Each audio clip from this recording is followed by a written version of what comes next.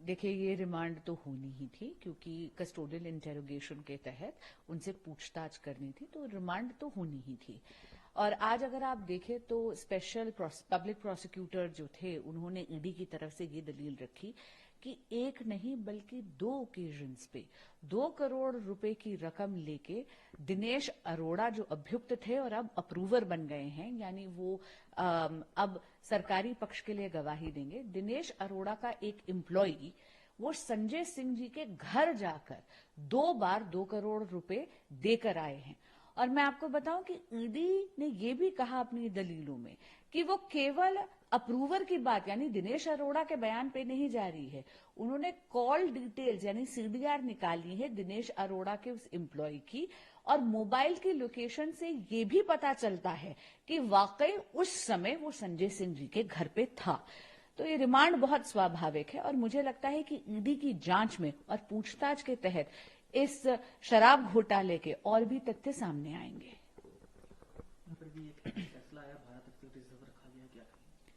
जी, अभी कोई फैसला नहीं आया। सुप्रीम कोर्ट ने आज सवाल पूछे हैं और सरकारी वकीलों से सवाल पूछे। ये बहुत स्वाभाविक सी बात है कि कोर्ट हमेशा दलीलों के दौरान सवाल पूछती है। अब 12 अक्टूबर को इन सवालों का जवाब ईडी के लॉयर यानी honourable additional solicitor general SV Raju देंगे।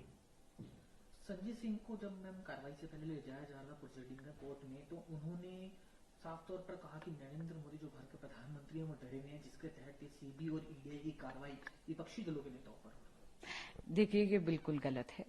आदरणीय नरेंद्र मोदी जी इतने लोकप्रिय नेता हैं और भाजपा और नरेंद्र मोदी जी की सरकार की विकास की नीतियों से भारत की जनता उनको भारत का यशस्वी प्रधानमंत्री तीसरी बार जरूर चुनेगी और पूर्ण बहुमत की सरकार से एनडीए की सरकार आएगी।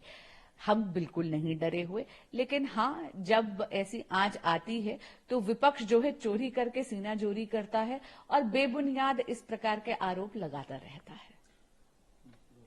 मैम, मुख्यमंत्री अरविंद केजरीवाल सामने आया, संजय सिंह के बारे में उन्होंने कहा कि झूठे मुकदमे लगाए जा रहे हैं, झूठे केसेस लगाए जा रहे हैं, एजेंसीज का टाइम वेस्ट हो रहा है।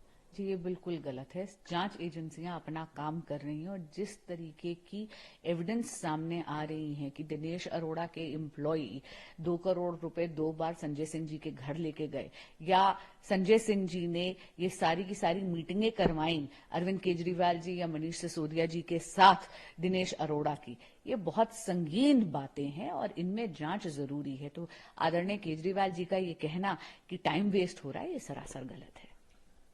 सिसोदिया को लेकर आज कोर्ट में सुनवाई थी, उसको लेकर अरविंद केजरीवाल ने अपनी बात रखी, क्या कहना चाहिए? देखिए, कोर्ट जो है वो सवाल पूछती है और जो भी सवाल उन्होंने सरकारी पक्ष से पूछे हैं उसका 12 अक्टूबर को आदरणीय जो ऑनरेबल हमारे एएसजी हैं एसवी राजू ईडी के, वो उसका जवाब देंगे।